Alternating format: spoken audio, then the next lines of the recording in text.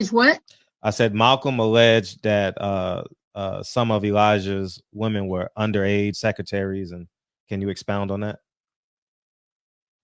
Yeah, well, I guess they were because they were there. I seen them.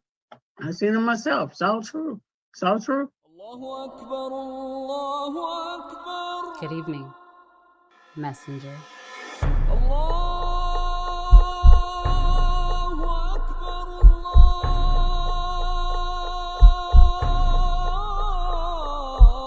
You convinced us that you were the last messenger.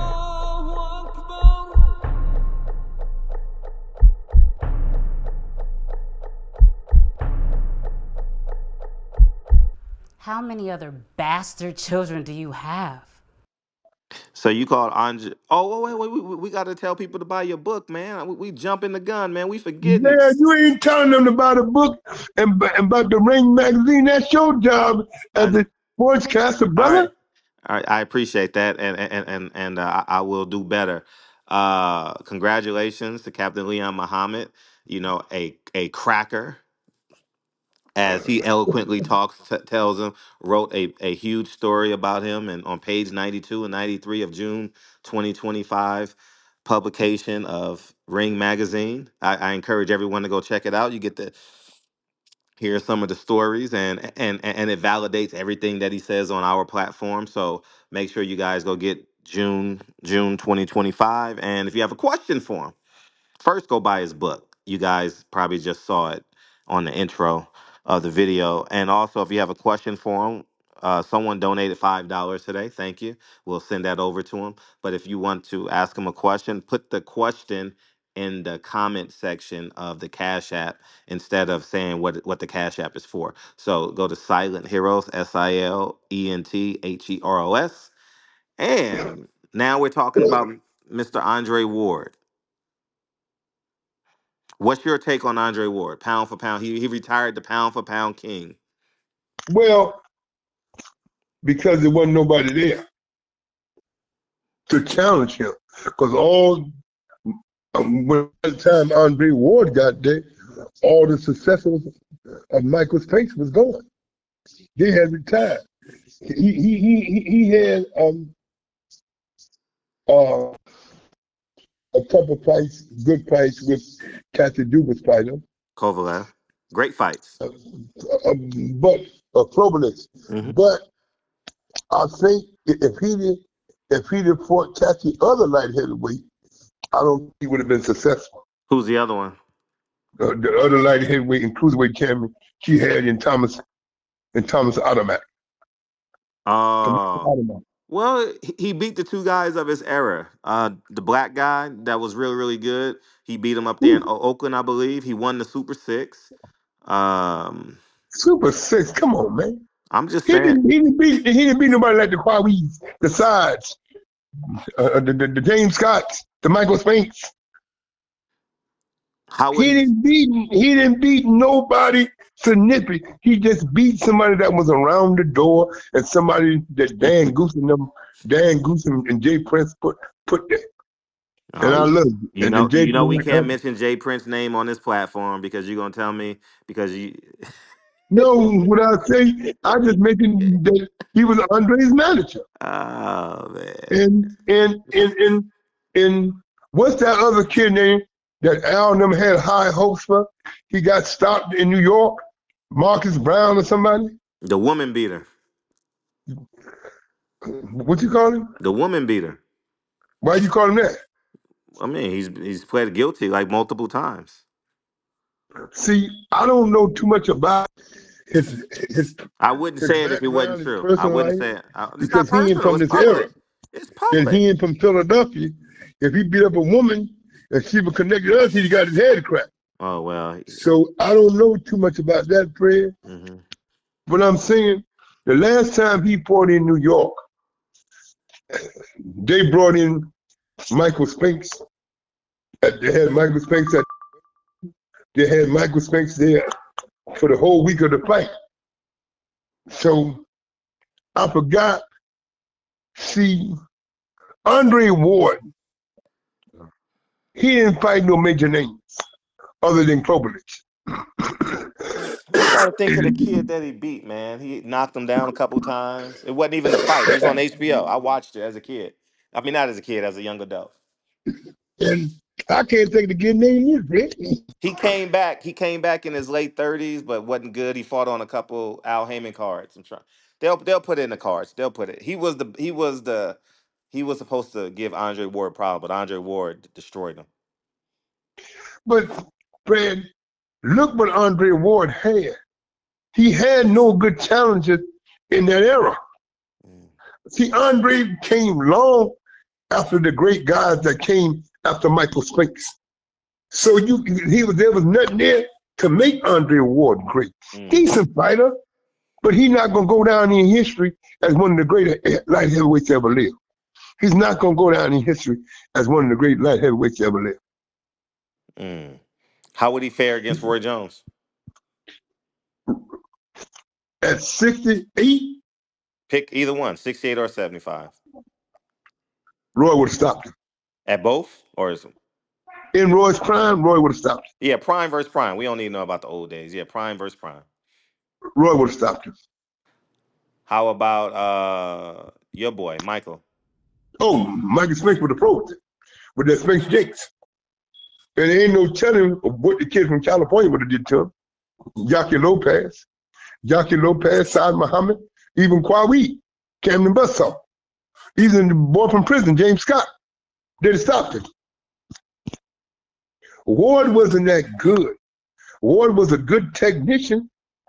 He was Roy, Andre Ward. Ward was a decent fighter. He wasn't a great fighter. Guys like Michael Spinks, guys before, we know Archie would have knocked him dead. Hmm. Even Ali brother would have stopped him. Even Rockman would have stopped him. Okay, how about Evander Holyfield? Holyfield, Holyfield cracked his head to the white meat at 75 a cruiserweight. Holyfield would have cracked his head. Now they probably would have catch weight at like 85. That's cruiserweight. Oh yeah, because it's over 75. You're right. I stand Yeah, corrected. it's Thank you. cruiserweight. Thank you. Thank you. See, you keep 70 in my era. Right. Holyfield, all the guys Holyfield fought would have beat Ward. How about Bobby Ches? Bobby Ches would have killed him. And my fighter would have boxed his circles around him. Who's your fighter? Prince Charles Williams. How about You ain't never Leon? watched that fight, Brad? Huh? You told me you wasn't gonna watch that fight with me in the corner. I meant who was it? Prince Charles Williams versus who? Bobby Ches. Bobby Ches. I'll watch it. You got to stay on me about it. You know, once I hang out October with you, I turn 29th. into I turn into super dad, super husband. You know what I mean? So Yeah. And listen, mhm, you gotta make sure your woman's comfortable and your children's comfortable after they do the homework mhm. before they lay down and rest and say their prayers, man. You got Yeah. to make sure you're all right. You got to make sure Right. your son and your daughter all right. Right. So you got to teach them so they know when their time come to get a spouse, they know what they got to do. Absolutely right. So, but what I'm saying to you, getting back to Ward, I don't think Ward would have beat either one of these two guys, light heavyweights that had these two Wards. The one up in Canada and the Bebo and this other guy. No, he I don't think definitely Ward- wouldn't have beat Better BF. No, No way in hell he beats Better BF. no. Mm-mm. Now, Bivol would have been a boring fight. So I think it would have went to the cards. I don't know who would have won. now, and the guy that Bernard beat up there in Canada at 75. Nah, he would have beat him. The black strong guy. He would have beat. He would have beat him. Come on, he's a nice guy. He was a B-level fighter that had a big personality. He played it well. He got the money. He got the money.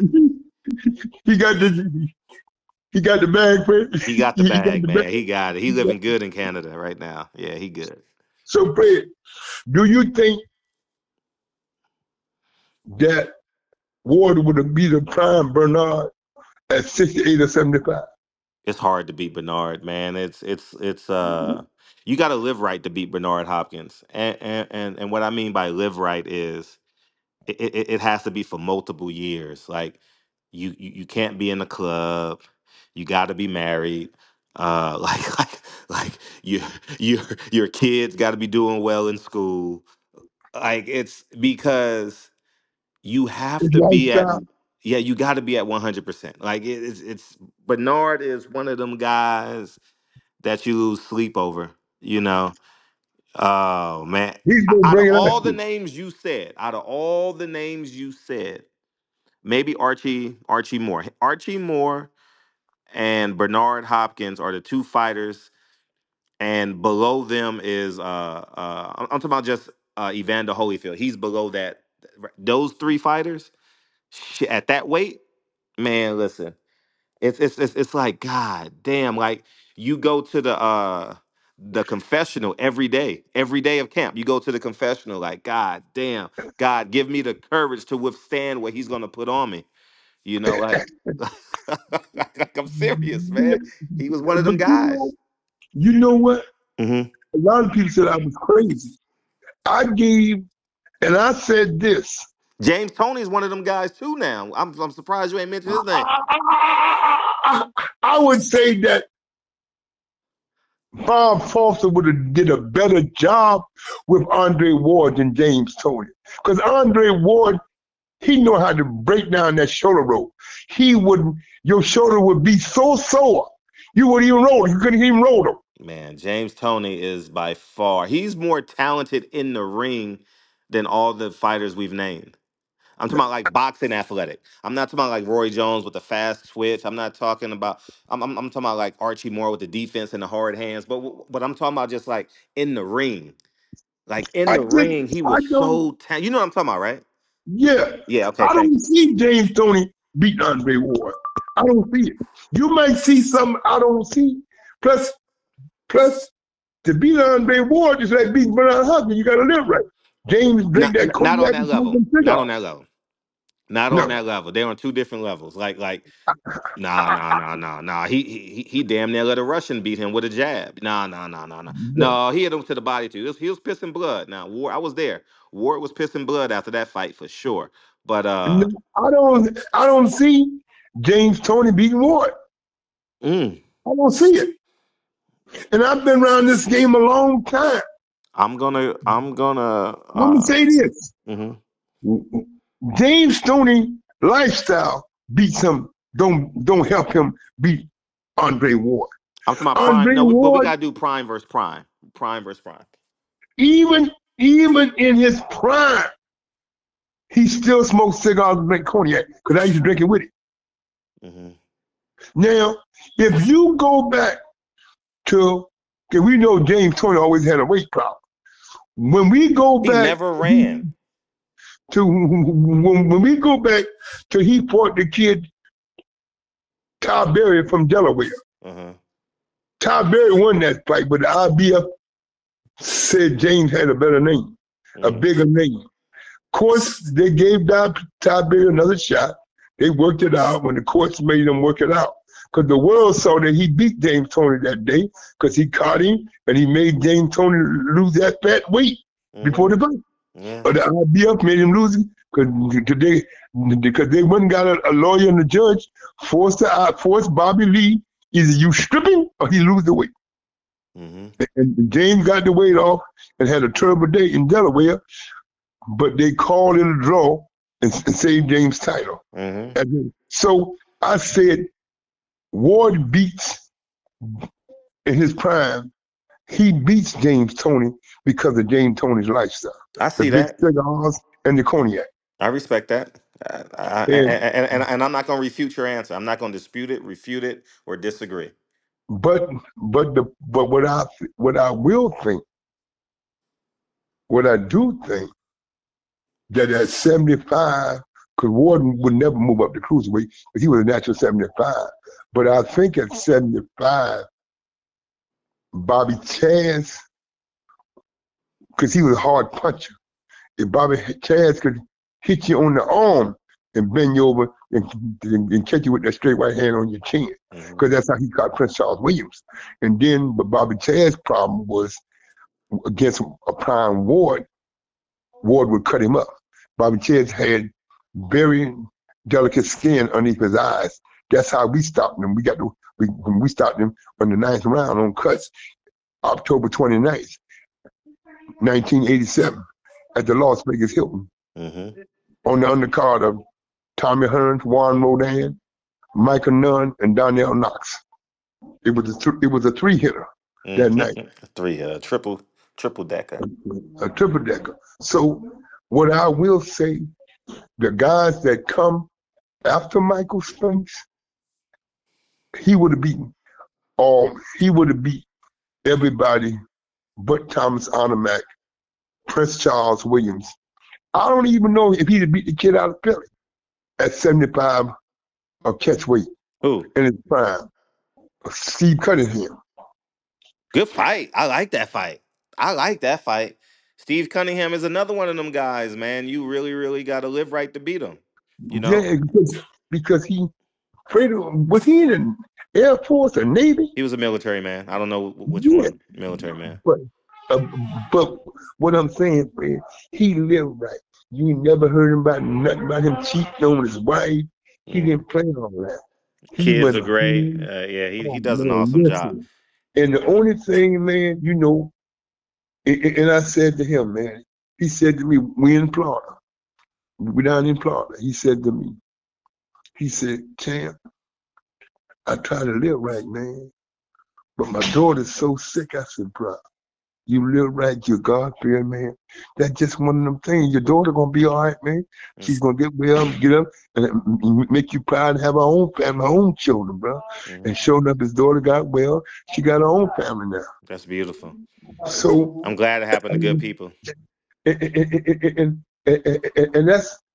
that's why I don't love Wilder as a fighter, but as a man that take care of his children, he's good. And a lot of people, and I know he probably told you because you and him tight. Fred, his sick daughter, how old is she now, Fred? She just graduated from high school. She went to prom. I saw him poster. She went to prom or something. Fred, she got to be older than that. 18, 19. That's like 2 years ago. So she's probably like 20 now. No, I'm talking about the one that was